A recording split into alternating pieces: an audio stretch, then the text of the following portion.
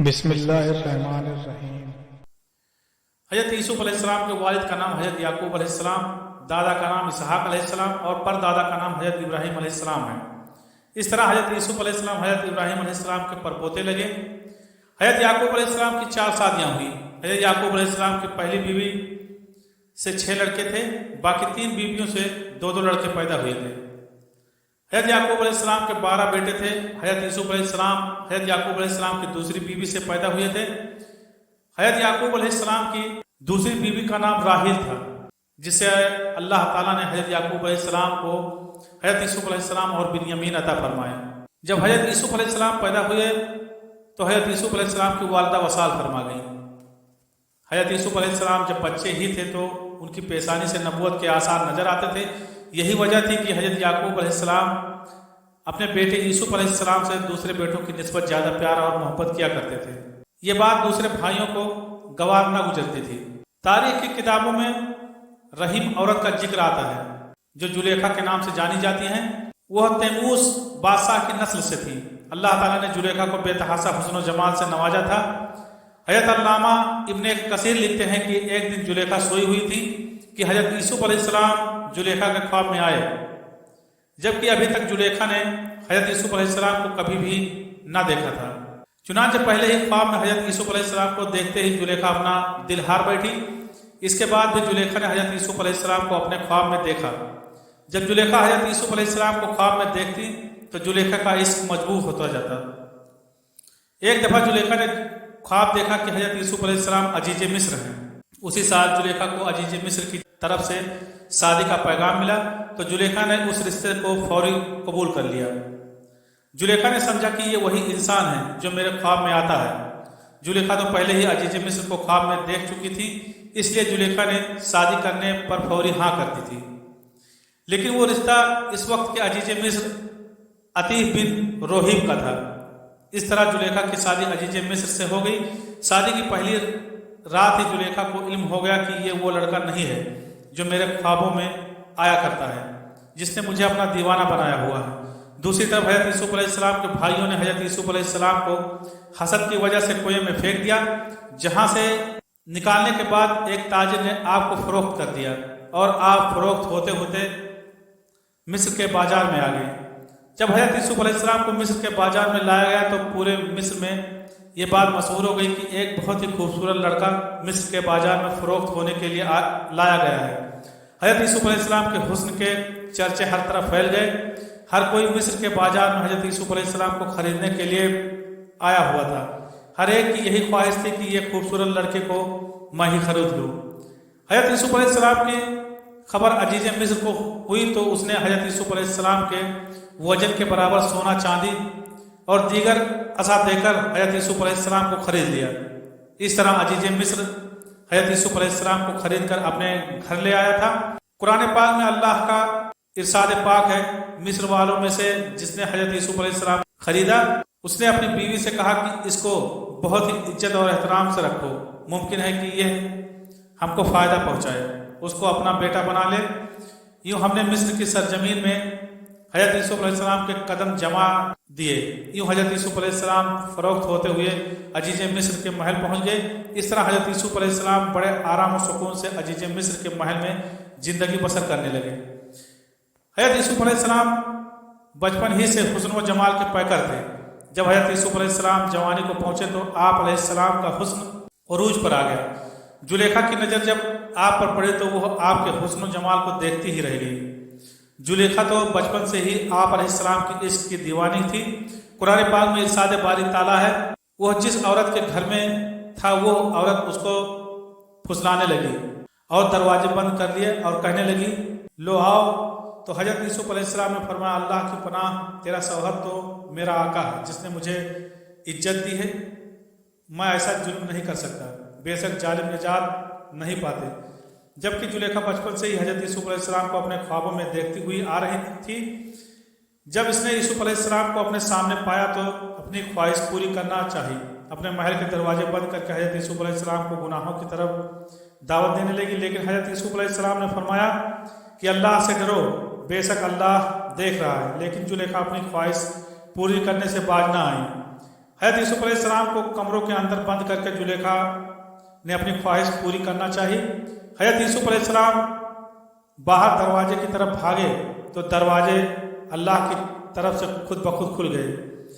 जिस दरवाजे की तरफ हज़रत यूसुफ अलैहिस्सलाम भागते वो दरवाज़ा खुद ब खुद खुल जाता। आखिर दरवाजे के पास पहुँचे तो जुलेखा ने हज़रत यूसुफ अलैहिस्सलाम की कमीज़ को पीछे पकड़ लिया।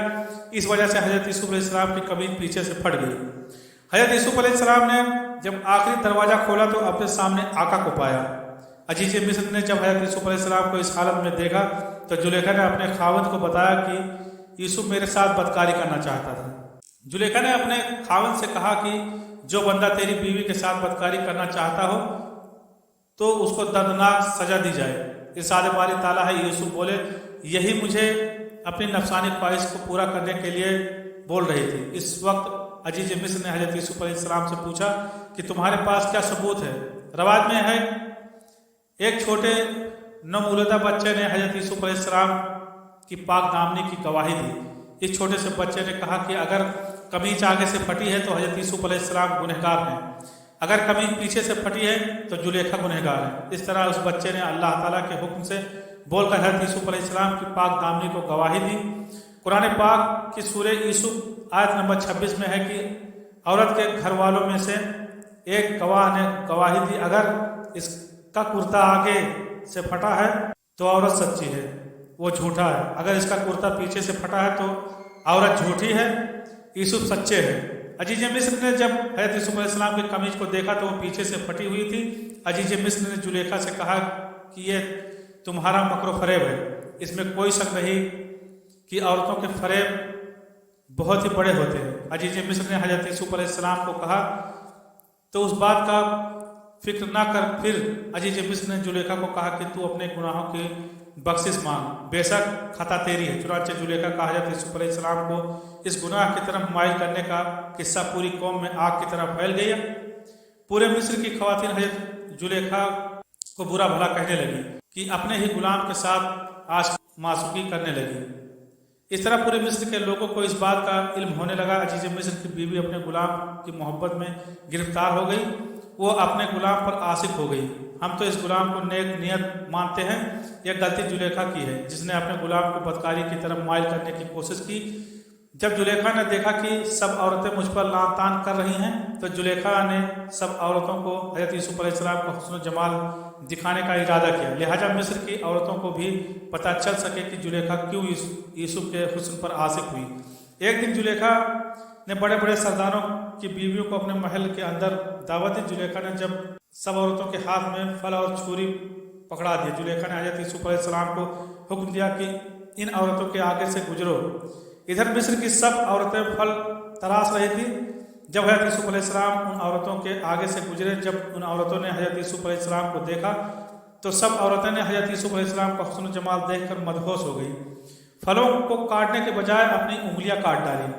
जब हज़रत यूसुफ अलैहिस्सलाम वहाँ से तशरीफ ले गए तो सब औरतों ने देखा कि उनकी अंगलियां कटी हुई हैं। औरतों को देखकर जुलेखा बोली, यही वो गुलाम है जिसकी वजह से तुम सब मुझ पर लान तान कर रही हो, मुझे बदनाम कर रही हो। जुलेखा ने मिस्र की औरतों से कहा कि मैंने हर तरह से इसके साथ अपना मतलब पूरा करने की कोशिश की है, लेकिन ये मेरे हाथ से बच निकला। अगर इसने मेरी बात ना मानी तो इसको कैद खाने में कैद कर दिया जाएगा और ये रुसवा हो जाएगा। जुलेखा हज़रत यूसुफ अलैहिस्सलाम को कैद करवाने के लिए अपने शौहर के पास गई। जुलेखा ने अपने शौहर से कहा कि पूरे मिस्र की औरतें मुझ पर लान तान कर रही हैं क्योंकि हज़रत यूसुफ अलैहिस्सलाम पर उस बदकारी का इल्ज़ाम लगाकर उसको कैद खाने में कर दिया जाए। इस तरह से लोगों की नज़रों में मेरी इज्जत कायम रहेगी। जुलेखा ने अजीज मिस्र की बहुत ही मन्नतें की, तब जाकर अजीज मिस्र हज़रत यूसुफ अलैहिस्सलाम को कैद खाने में बंद करवाने के लिए रजामंद हो गए। अजीज मिस्र हज़रत यूसुफ अलैहिस्सलाम के पास गया और आप अलैहिस्सलाम को कहने लगा कि मेरी बीवी की इज्जत पूरे मिस्र में नीलाम हो रही है, अब आप अलैहिस्सलाम को कैद खाने में बंद करना मेरी मजबूरी बन गई है। फिर अजीज मिस्र ने हज़रत यूसुफ अलैहिस्सलाम को कैद में डाल दिया। इस तरह हज़रत यूसुफ अलैहिस्सलाम ने बेगुनाह होने के बावजूद भी 7 साल कैद में गुजार दिए थे। 7 साल के बाद अजीज मिस्र ने एक अजीब ख्वाब देखा जिसकी ताबीर हज़रत यूसुफ अलैहिस्सलाम ने बयान की। ये ताबीर बताने के बाद हज़रत यूसुफ अलैहिस्सलाम को कैद से रिहाई मिल गई। اللہ کی قدرت سے عزیز مصر حضرت یوسف علیہ السلام پر ایمان لے آیا۔ عزیز مصر نے اپنی موت سے پہلے ہی اپنے سارے اختیارات حضرت یوسف علیہ السلام کے حوالے کر دیے تھے۔ اس طرح عزیز مصر نے حضرت یوسف علیہ السلام کو عزیز مصر مقرر کر دیا۔ چنانچہ عزیز مصر کی موت کے بعد وقت گزرتا گیا، زمانے میں عروج و زوال آتے رہے۔ عزیز مصر کی وفات کے بعد زلیخا مجبوراً اور تنگ دستی ہو چکی تھی، لہذا بوڑھی ہو گئی اور آنکھوں کی بینائی جاتی رہی۔ زلیخا کی یہ حالت دیکھ کر کسی نے زلیخا کو مشورہ دیا کہ آپ اپنی بے بسی حضرت یوسف علیہ السلام کے سامنے پیش کریں، شاید حضرت یوسف علیہ السلام کو آپ پر رحم آ جائے اور آپ کی مالی امداد کر کے آپ کو غنی کر دیں۔ آپ کے شوہر نے بھی تو حضرت یوسف علیہ السلام پر نیکی کی ہے۔ آخرکار زلیخا ایک ایسے ٹیلے پر جا بیٹھی جہاں سے حضرت یوسف علیہ السلام گزر رہے تھے۔ ادھر حضرت یوسف علیہ السلام اپنے 1,00,000 لوگوں کے ساتھ نکلے، جس پر آپ علیہ السلام کے وزیر اور مشیر بھی موجود تھے۔ تو زلیخا نے حضرت یوسف علیہ السلام کی خوشبو کو محسوس کر لیا اور زلیخا کھڑی ہو گئی۔ زلیخا نے حضرت یوسف علیہ السلام کو آواز دی اور کہا کہ پاکی ہے اس ذات کی جس نے گناہ کے سبب بادشاہ کو غلام اور اطاعت کے سبب غلام کو بادشاہ بنا دیا۔ چونکہ زلیخا کی عمر اس وقت بہت زیادہ تھی، حضرت یوسف علیہ السلام نے زلیخا سے دریافت کیا کہ آپ کون ہیں؟ زلیخا نے جواب دیتے ہوئے کہا کہ میں وہی ہوں جو آپ کی خدمت کیا کرتی تھی، آپ کے بالوں کو اپنے ہاتھوں سے بنایا کرتی تھی، آپ علیہ السلام کے رہنے کی جگہ کو صاف کیا کرتی تھی۔ مجھے میرے گناہ کی سزا اللہ تعالیٰ نے دے دی ہے، میں بوڑھی ہو گئی ہوں، میری ساری دولت جاتی رہی، میری آنکھوں کی روشنی چلی گئی، میں لوگوں کے ساتھ سوال کرنے پر مجبور ہو گئی ہوں۔ زلیخا کی بات سن کر حضرت یوسف علیہ السلام بہت زیادہ روئے اور زلیخا سے دریافت کیا کہ تیرے دل میں میری محبت باقی ہے؟ زلیخا نے جواب دیا، جی ہاں، مجھے اس ذات کی قسم جس نے حضرت ابراہیم علیہ السلام کو خلیل بنایا، مجھے آپ کی طرف ایک نظر دیکھنا سونا چاندی سے بہتر ہے۔ اس کے بعد اللہ تعالیٰ کی طرف سے حضرت یوسف علیہ السلام کو زلیخا کی طرف نکاح کا پیغام بھیجنے کا حکم ہوا۔ اللہ تعالیٰ کے حکم کے تعمیل کرتے ہوئے حضرت یوسف علیہ السلام نے زلیخا کی طرف یہ پیغام بھیجا کہ اگر آپ رضامند ہیں میں آپ سے شادی کرنا چاہتا ہوں۔ جب قاصد نے زلیخا کو یہ پیغام دیا، زلیخا نے قاصد سے کہا کہ مجھے علم ہے کہ وہ مجھ سے مذاق کر رہے ہیں، جب میں جوان تھی انہوں نے اس وقت میری طرف توجہ نہ دی، اب وہ مجھ سے کیسے نکاح کریں گے؟ اب تو میں زیادہ بوڑھی ہو چکی ہوں اور میری بینائی جاتی رہی، لہٰذا اللہ تعالیٰ کی رضا کے مطابق زلیخا اور حضرت یوسف علیہ السلام کا نکاح ہو گیا۔ حضرت یوسف علیہ السلام نے اللہ تعالیٰ سے دعا کی، اللہ تعالیٰ نے حضرت یوسف علیہ السلام کی دعا کو قبول فرما لیا۔ اللہ تعالیٰ نے زلیخا کا حسن و جمال پھر سے بحال کر دیا۔ اس طرح زلیخا پھر سے پہلے کی طرح جوان اور خوبصورت نظر آنے لگی۔ جب حضرت یوسف علیہ السلام کا نکاح زلیخا سے ہوا تو زلیخا باکرہ تھی۔ اللہ تعالیٰ نے حضرت یوسف علیہ السلام کو زلیخا سے 2 بچے عطا کیے۔ اللہ تعالیٰ نے حضرت یوسف علیہ السلام کو مصر کے غلام سے مصر کا بادشاہ بنا دیا تھا۔ بے شک اللہ تعالیٰ ہر چیز پر قادر ہے۔ آمین یا رب العالمین۔